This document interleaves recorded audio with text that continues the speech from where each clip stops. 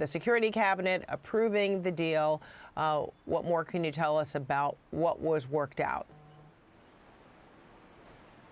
Well, the Israeli Security Cabinet did indeed just vote in favor of this agreement, voting that the full government, meaning the full cabinet of the Israeli Prime Minister's government, vote to approve this deal and put it in motion. And so we expect that that will be the next stage of the process here. In the next hour or two, most likely, we will see the Israeli government likely approve this agreement. That will then set in motion this process where the Israeli Supreme Court will hear petitions from Israelis who have been impacted or who are victims of the crimes of these Palestinian prisoners who are set to be released. But that is largely a pro forma process. The Israeli Prime Minister has enormous leeway to release those prisoners in a deal such as this. And so it does appear, Fred, that everything is now on track for this ceasefire agreement to go into effect on Sunday. We don't know exactly what time the ceasefire will start or what time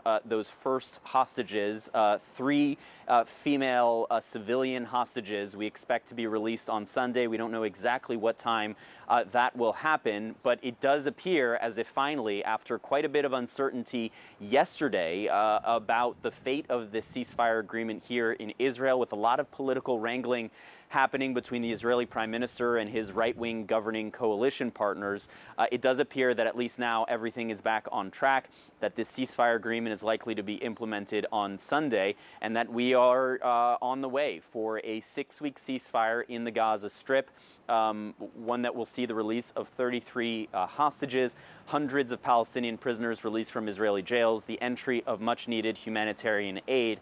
But it is important to note that until that moment, when that ceasefire goes into effect on Sunday, the war is very much still continuing in Gaza. The Israeli military is continuing to drop bombs and missiles inside of the Gaza Strip.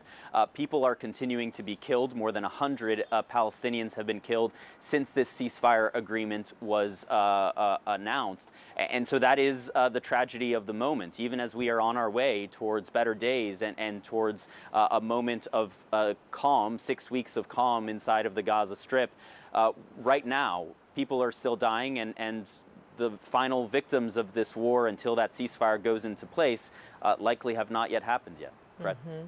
And so, Jeremy, you mentioned there's been a lot of political wrangling for the Prime Minister Netanyahu. If this indeed goes through, gets the full support of the full body, the full cabinet, does this fortify his position, or does this still reveal vulnerabilities for him?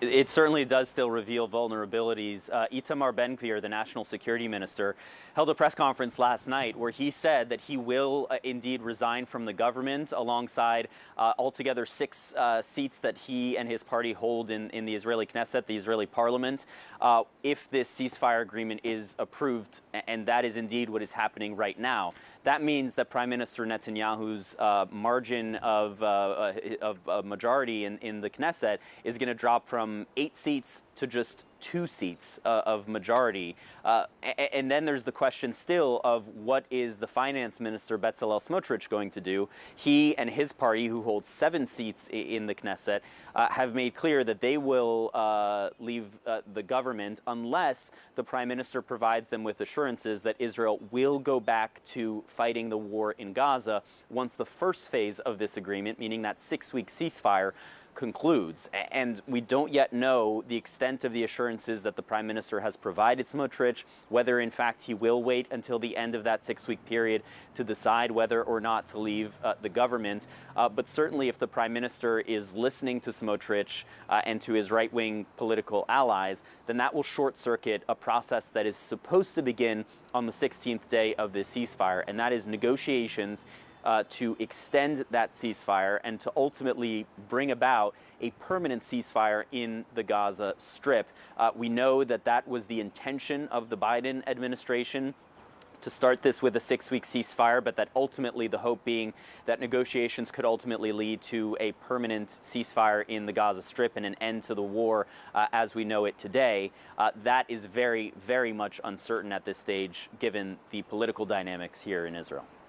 All right. Jeremy Diamond, Thank you so much. So once again, the deal has been approved by the Security Cabinet in Israel. Now it goes to the full cabinet for a vote. We do expect them to meet later on this hour, and we're going to have much more on this later on in our program. All right, both President Biden and President-elect Trump are taking credit for this ceasefire deal. Take a listen. I told him what I was doing, what I thought could happen.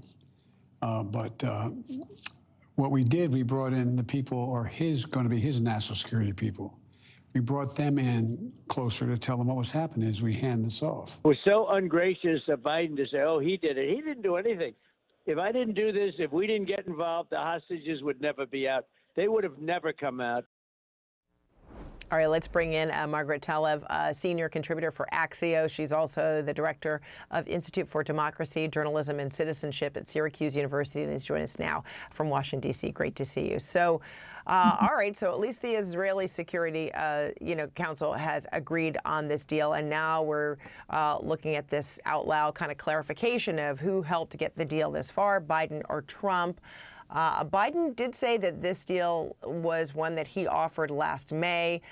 Trump's envoy was at the table. We heard Biden say they invited them to help collaborate. So, I mean, I guess it's safe to say this is a unique transitional move. Is it important, who kind of gets the upper hand on credit? If you are a hostage and you are going to get your freedom back, it matters 0%. If you are Joe Biden or Donald Trump, it apparently matters a lot. And so I think, Fred, what we're seeing here is sort of maybe not the best of politics, but the way politics should work, which is that public servants in both parties come together to get something over the finish line. And that's what we've seen with Brett McGurk, who is President Biden's longtime negotiator in the region. And with Steve Witkoff, he's a real estate developer, deeply involved in Donald Trump's inaugural, but also has been tapped as President-elect Trump's incoming envoy for the Middle East. And we saw McGurk and Witkoff kind of divide and conquer, take different meetings. McGurk sticking with the parameters of the deal that the Biden administration had been laying out and developing for months, and Witkoff using his and Donald Trump's relationship with Bibi Netanyahu to be in the room while McGurk was on the phone. Okay, that's all fine. And guess what? It seems to have worked. But Trump saying he should get all the credit, Biden bristling over that, then Trump bristling because Biden bristled. That's all politics. It's a lot of politics, and it's happening at this moment of transition. We were talking a moment ago about the politics for Netanyahu in Israel, but in the United States, obviously this is a big political moment, the inauguration of Donald Trump on Monday. And there are some echoes, it's definitely not an exact parallel, but some echoes of that transition from Carter to Reagan. Oh, yeah, I can't help but think of that. Yeah, and the end of the Iran hostage crisis. And it was a little bit different in that case, but again, it's clear that both presidents would like to take some credit for this. And I think the truth is that it's not clear whether this deal would have gotten done